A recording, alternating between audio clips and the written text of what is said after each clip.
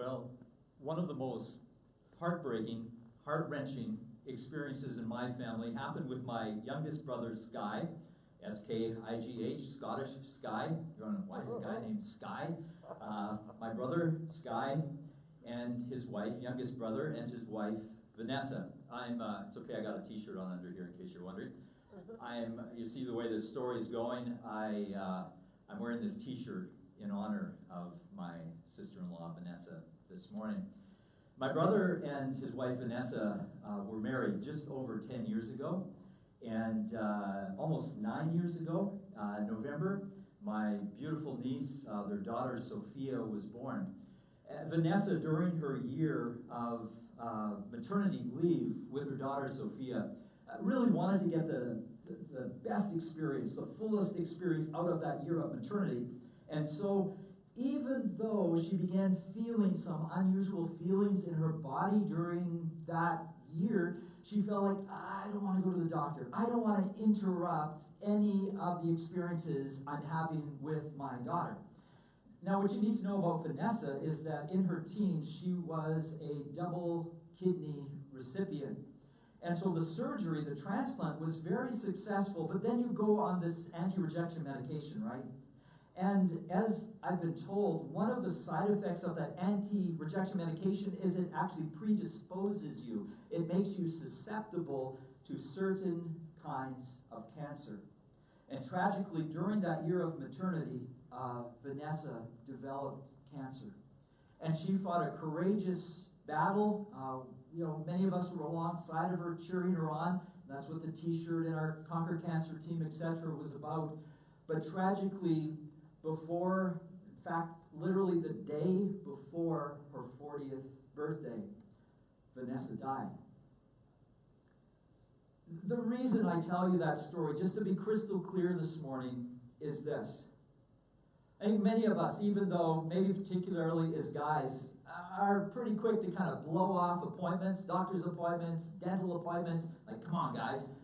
We blow those things off at times so easily. We joke about those things. Nevertheless, I think all of us recognize how devastating having an illness, having a disease go undiagnosed in our lives can be. You don't want, right? You don't want a late diagnosis of heart disease or cancer or so many different other things in our lives. You want an early diagnosis so you can deal with it. Now, the question that I have for you this morning, if we go, I realize, how destructive and life-impacting a late diagnosis can be when it comes to something like cancer. Let me ask you the question, what about the diseases of the heart and the soul? What about how those diseases, with our spirits, with our souls, with our emotions, how they can play out in our lives? Now, this is especially significant when we think about pain management. And what does pain management look like in our lives? Especially as we try to manage pain in healthy ways. Because remember, Danielle Strickland says, all addiction is pain management. Because on one level, I think all of us have this playing out with our bodies in the sense that we believe that we are going to go through life having the body of a 25-year-old triathlete, right? It's like all of us are just kind of programmed and defaulted to going, yeah. But what about with the issues of our soul and our spirit and our emotions? Do we have those defaults that just expect that no matter what comes our way in life, no matter what kind of pain, no matter what kind of hits that we take, no matter how many curveballs come our way, that somehow we're just naturally going to have the resiliency to be able to just keep on swimming, as Dory says. Now, I was thinking about this past week at our guys group. We have a group of guys that meet at 7 a.m. on Wednesday at the Rivers on Clearbrook, just as you're about to take the on-ramp onto the highway. And as I was thinking about our guys group, I thought of this cliche. I thought of this this common response that's almost like a default. You know, what happens when somebody asks you how you're doing? Especially just an acquaintance, right? Our default is what? I'm okay. I'm fine. Everything's great. I'm fine. And the reality is that sometimes we are fine. In fact, maybe a lot of the times, that's a perfectly legitimate answer. We're fine. Everything is okay. The question this morning is this: what about when it's not okay? What do you do when stuff's not okay in your life? Are you paying attention to it? Are you addressing it? Are you facing it? Are you managing it in healthy ways? And what I'm thinking about this morning is played out in the life of a guy by the name of David. And many of us are familiar with David as being like this powerful king. You know, he has great wealth, he has great success. As I said, he has great power. And yet David came from these very humble beginnings. But like with a lot of men and women, pretty quickly something less than inspiring began to weave its tentacles around David's heart and his life. You know, it's often said that the worst thing in life, the most destructive, the most painful thing in life, it's not having humble circumstances. It's actually power. And David had great power. Great power. And you can read about David's life in what we call the Old Testament, all of the events, all of the ups and downs, all of the developments of David and his experiences. But all through David's life, no matter how much power he possessed, he did have these trusted advisors. You think about that in your life. He had these trusted people that spoke truth into his life. He didn't isolate himself. He didn't say, nobody's opinion matters to me except mine. He had these trusted advisors. And one of these guys' names was Nathan. And one day Nathan comes up to David and he says to David, you know, I've got this story for you. It almost starts out like a joke, you know. It's like, well, two guys walked into a bar and da-da-da-da-da. That's the way that the story starts. And just look at what he says here. So the Lord sent Nathan, the prophet, to tell David this story. There were two men in a certain town. One was rich and one was poor. The rich man owned a great deal many sheep and cattle. The poor man owned nothing but one little lamb he had bought. He raised that little lamb and it grew up with his children. It ate from the man's own plate and drank from his cup. He cuddled it in his arms like a baby daughter. You get the picture, right? One day a guest arrived at the home of the man, the rich man, but instead of killing an animal from his own, you know, we could insert the word, great flocks, large flocks, or herd, he took the poor man's lamb and he killed it and he prepared it for his guests. It's a heart-touching story, isn't it? It's a heart-wrenching story. And you think of this wealthy guy, like, had everything.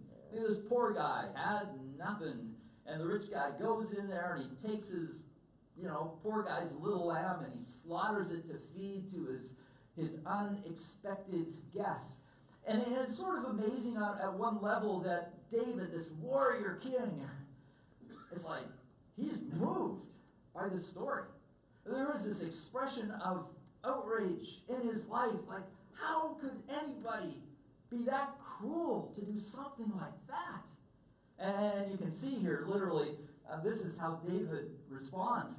He was furious. As surely as the Lord lives, he vowed, any man who would do such a thing deserves to die. He must repay 4 lambs to the poor man for the one he stole and for having no pity. Now, I have to be honest with you this morning. I want to be honest with you this morning. And that is to say that as I look at David's response here, it makes me think about my own life. Now, this story that David tells, it's playing out on a couple, or sorry, that Nathan tells to David, it's playing out on a couple of levels. And my honesty is this: when I read what Nathan has to say, like David, I think about some of the things in my life. One of the things being how when somebody tells me something, when I hear something, when I read something, when it's really good, like I hear it and I read it and I go, wow, like that's a truth bomb, like that kind of thing. You know what the first thought is that often comes in my mind? I'm going, I hope they heard that. Huh? I hope that person sitting over there, I hope that person that I'm thinking of, I hope they're reading this, I hope they're seeing it. In fact, if I'm in the same room with them, I'm looking kind of over out of the corner of my eye. Maybe I'm even nudging them with my elbow. Hey, did you hear that? Now, I don't know about you, but I have to admit that I have this remarkable capacity in my life to point my judgment outwardly. I see something. I hear something. I feel something. And the first thought through my mind is, how could they? How could they do something like that? Now, many of you know where this story is going, right? I mean, Nathan, probably in fear for his life, tells David this story. He's kind of like, I want to keep my head on my shoulders. And so he goes in pretty soft, and he shares this story. And what does he then say to David? David, you're moved, you're outraged, you're furious. And then he points the finger. He calls out the king, and he says, David, David, David, you're the man. You're it. Now I realize that we're all wired differently. We're very unique in so many different ways, and some of us have been wired in such a way that we're very sensitive people. In fact, if something's going kind of sideways in our life or the life of somebody around us, the first thing, like our default, it is to direct the blame towards ourselves, right? We feel that responsibility. This is because of me. But I also equally know something else to be true. It's true in my life. And that is that as people, especially with people that we're just acquaintances with, sometimes with those close to us, sometimes with ourselves, we tend to wear a mask. We tend not to like to look inside. We tend not to like to examine our hearts and what it is that is going on in our lives. What's happening inside? See, like David, a lot of us, we have trouble taking ownership over me. And when I don't take responsibility, when I don't take ownership over me, what tends to happen in my life is I start accumulating this weight that comes from my past, that begins following me around, that begins simmering there under the surface of my life, and actually becomes like this incredible millstone in my life that starts dragging me down. And in case you're going, what are you talking about, Adam? One of the times where the truth of what I'm trying to communicate right now really hit me was what happened just after I got married. Now, Sandy graciously didn't tell me about this right away because I probably couldn't have handled it. But we were really married, and so we'd have like this nice, romantic, evening together. And we're like, let's watch a movie together. And so we'd be there, all snuggled together, watching, enjoying this movie. And then a scene would come on the movie about divorce or about suicide. And I would just get up and I would leave the room. And Sandy'd be like, what are you doing? Like, I thought we were having a moment there. And you get up and you walk out of the room.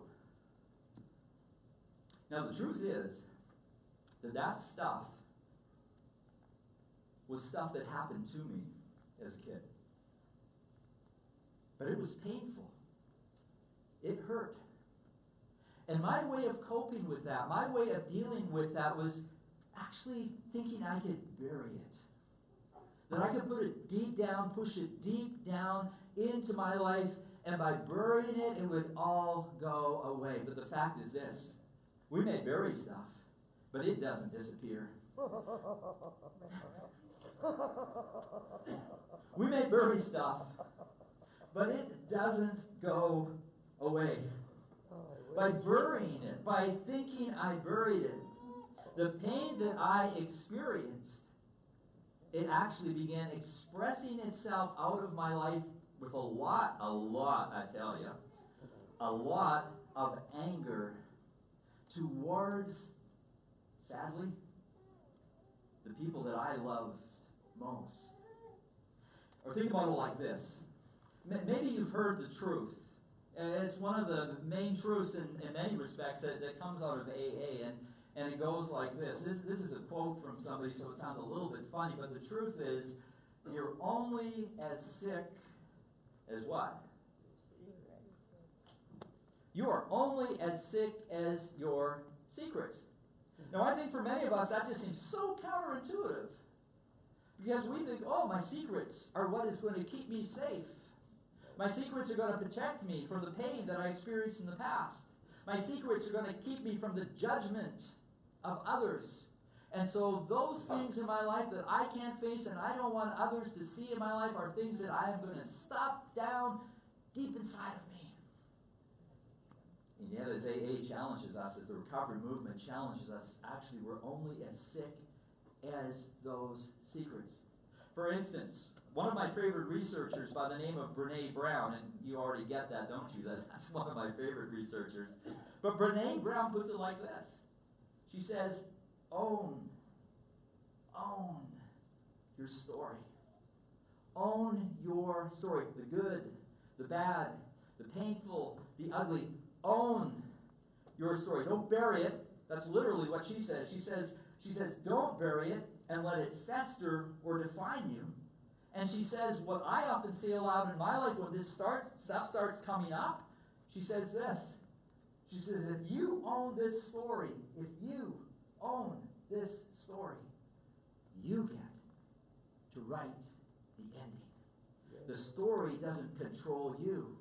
The story doesn't come out in all kinds of destructive ways and overwhelm you. When you own your story, you get to write the ending.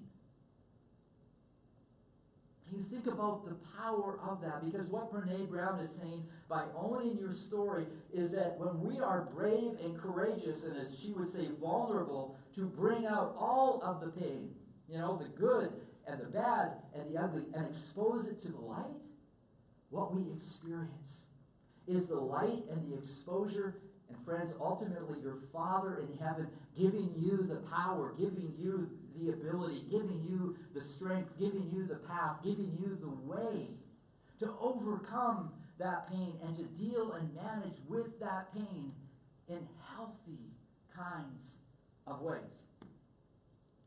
And maybe you're thinking this morning, whew, that's pretty terrifying.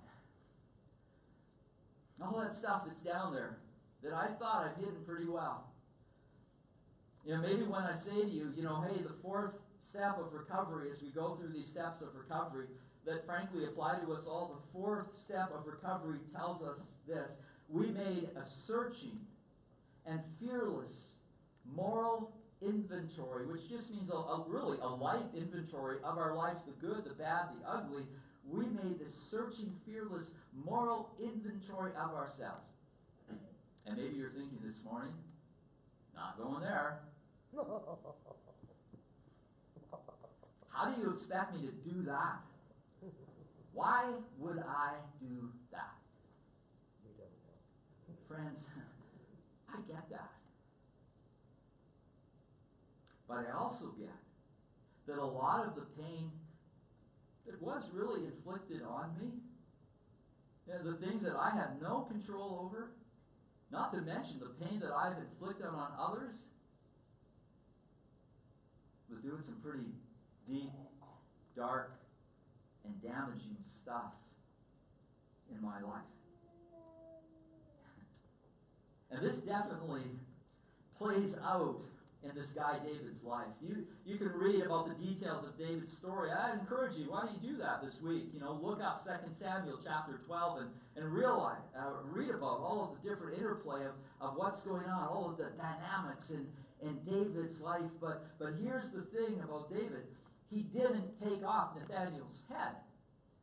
And some of you are familiar with this kind of experience from both sides, right? I mean, you're that truth teller. You're the one that speaks the truth in love. You've got a friend and you care about them. And so you go to them and it's kind of like, I'm not sure how this is going to go. But then we've also been on the other side where somebody comes to us and in love shares that truth with us that can be so powerful in our lives. And the fact is that Nathaniel, regardless of caring about his head staying on his shoulders, goes to David, and what does David do? He doesn't grab his sword. He actually comes clean. It's almost like Nathaniel was coaching him in this. It's almost like David saw something in Nathaniel's eyes that convinced him that this was a truth that he needed to receive no matter how painful it appeared. And that moment that he came clean, and he admitted, and he confessed, and he bore the consequences, let's be clear, is the moment that his recovery began. Is the moment that his healing began. And what I want to inspire you with this morning, most of all, is where the hope comes from. Is where you find the courage. Is where you are inspired to undertake this moral inventory that may have you going, I don't want to touch this. See, the consequences of David's actions were horrific. The consequences of David's actions of adultery, on one hand, that's what David was involved in. And we go, well, adultery, sleeping with someone else's wife, that's a big one.